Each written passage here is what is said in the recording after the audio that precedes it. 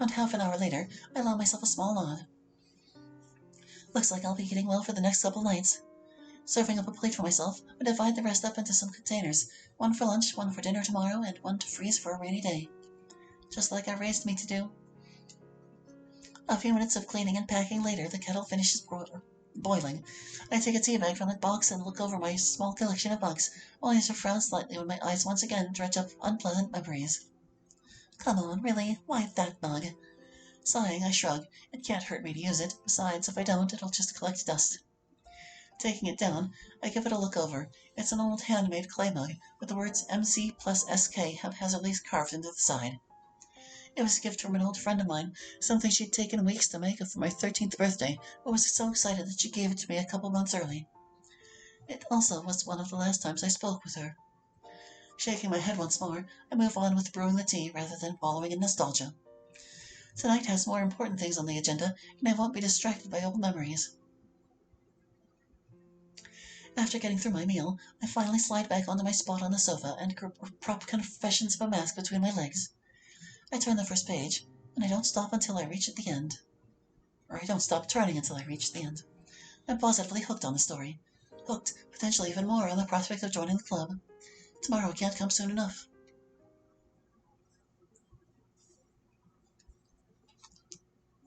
Tuesday, the 24th. Oh, the week starts with Monday. Yeah, I've noticed some Britishisms in this mod, so I assume maybe this is how they handle the calendar and I don't know, man.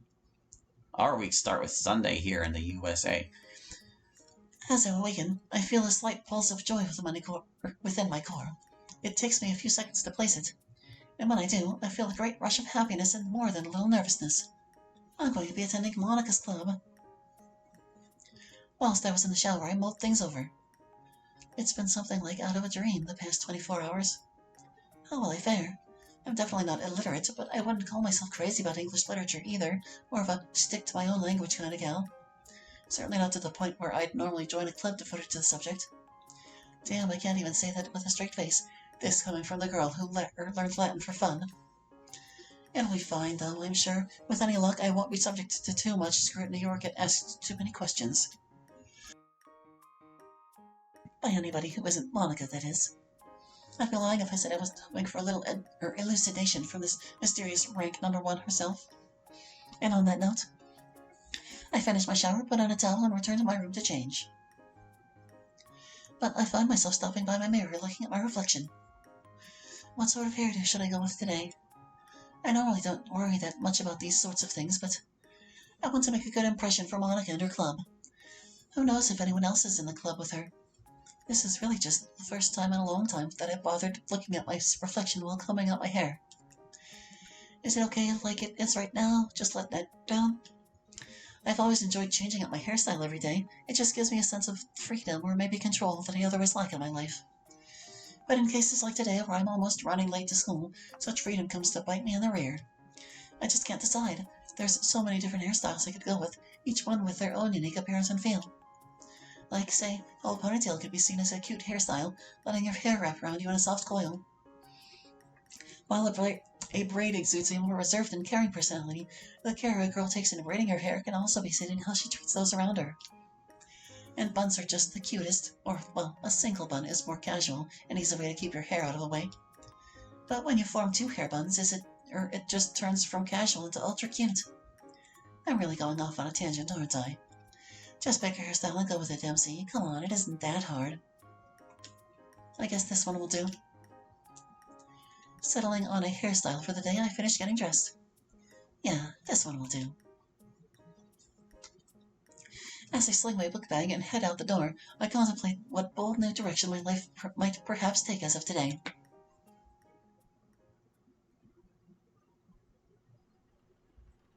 Monica. My glasses drift by in a haze of words and images of a white ribbon. I look back and forth up the clock. The dismissal bell should ring right about now.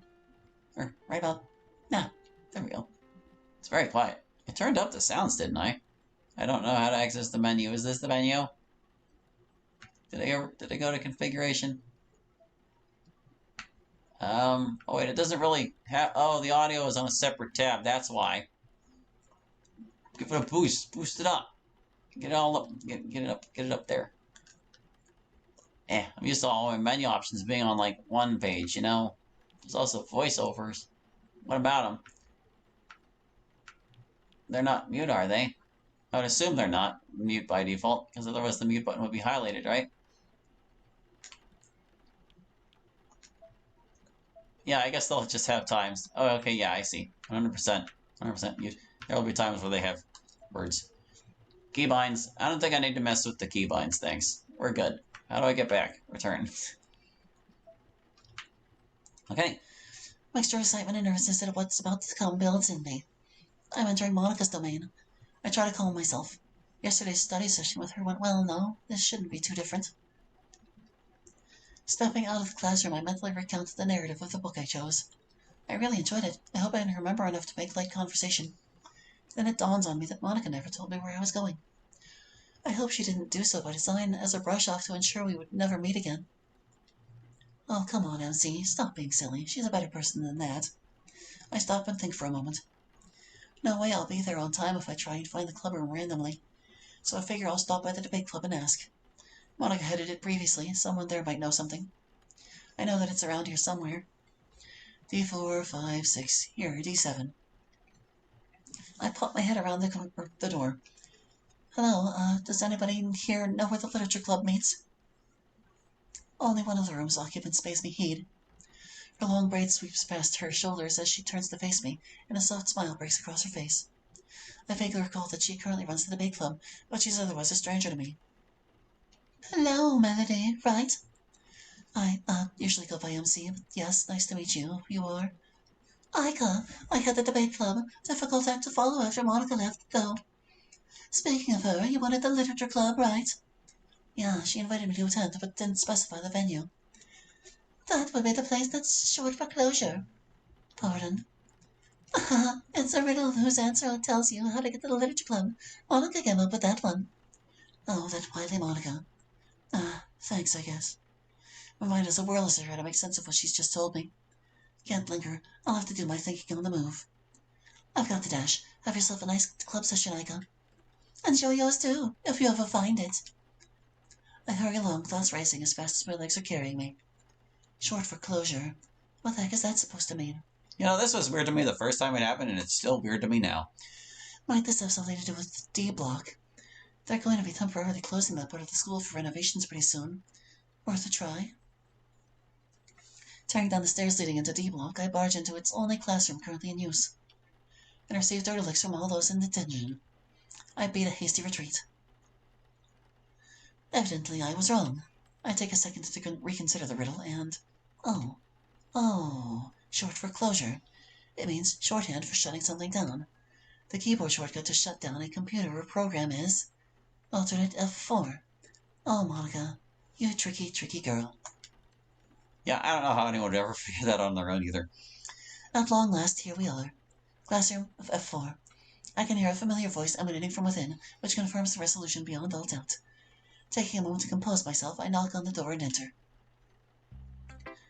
I'm seeing you made it. I'm so glad. I thought this box was for whenever they weren't on screen, but you're supposed to see their emotions. Let me see. It's nice to hear my nickname again. I feel like too many people have been calling me that old name lately. It reminds me of the witch who gave me that name. The number of people who remember my real name dwindles with time, thankfully, so it's been less and less of an issue as time's gone on. Only Amelia has managed to get away with it. Well, people who've known me for a while, which really only includes Amelia. Oh, there's a fresh face here.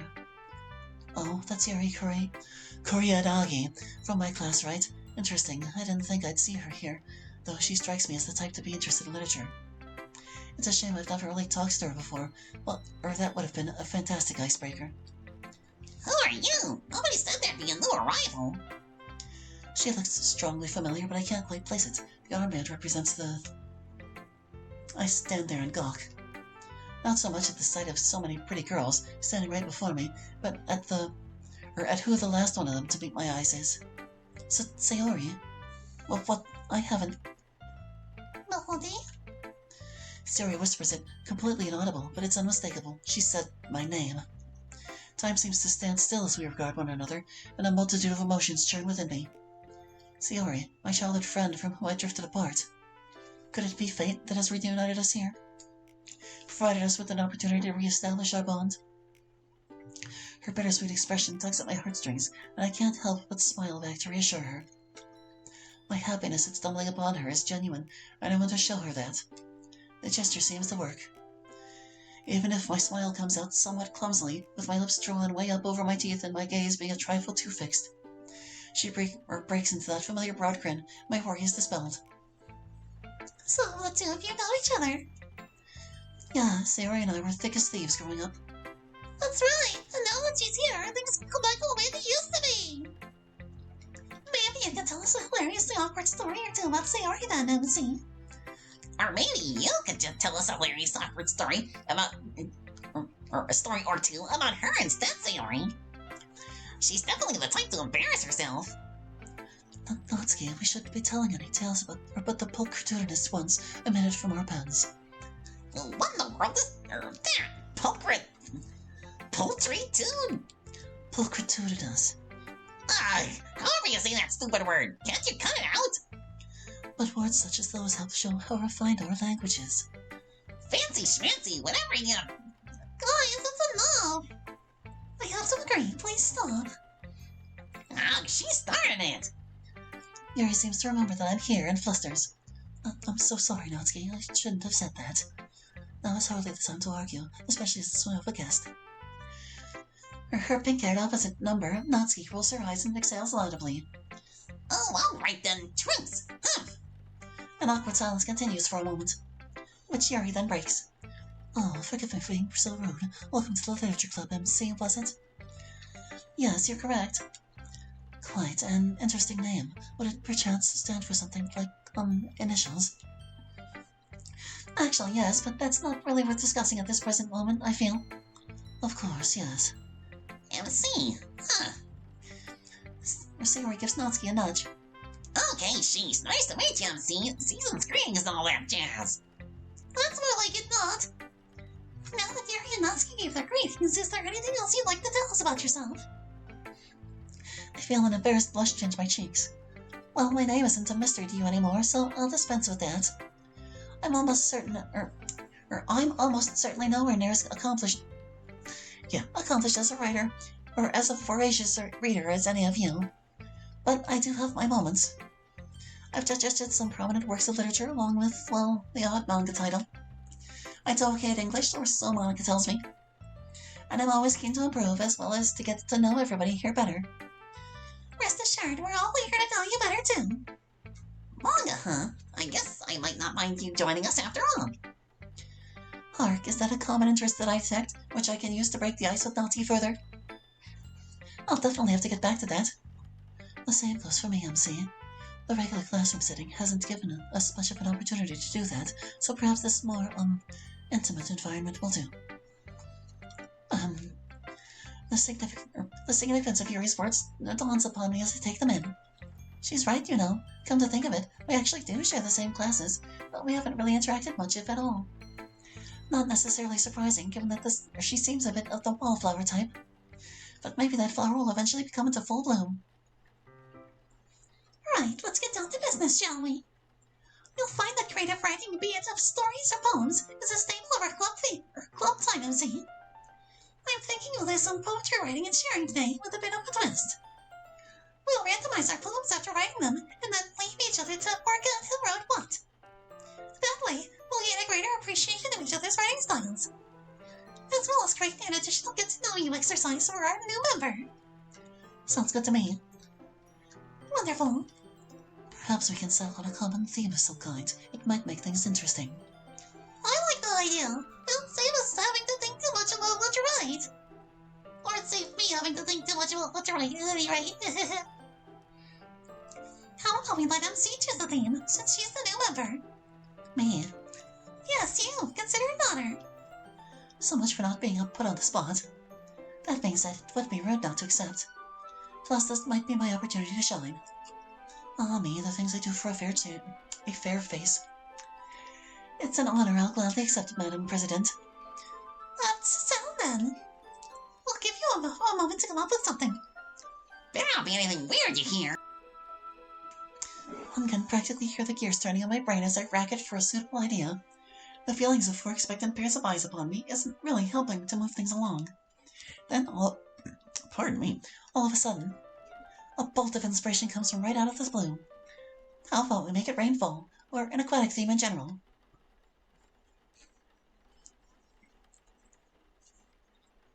I blink once, twice. Are my eyes deceiving me, or does everybody look a tad unenthusiastic now? Unless, of course, you'd rather go for something else, in which case I can give it another. No. No. No, listen, you don't have to suggest an alternative. It's all good. MC, we'll run with this, won't we? There's a low murmur of assent from the rest. And with that, all the girls shuffle off to different desks and get to work. How odd. I wonder what's gotten into them. Can't wonder for too long, though. It's time for me to get cracking as well. Wait. Was it too unoriginal? Oh, it's raining outside. Let's write about the rain. God damn it, Mel, you dumbass. Way to make a good impression. Alright, well, I think that is as good a place to call it as any for this first set. Let me get my save state. Drop a save right here. Oh wait, no, we don't want to save over that. Save over this one. There we go. Okay, good. It like gives you options whenever you hover over a thing. Neato! I almost destroyed my save for like the books. But anyway, that's going to do it for now. So thank you for watching. I hope you enjoyed. And we'll catch you next time with more Undercurrents. Hope to see you then. Bye bye.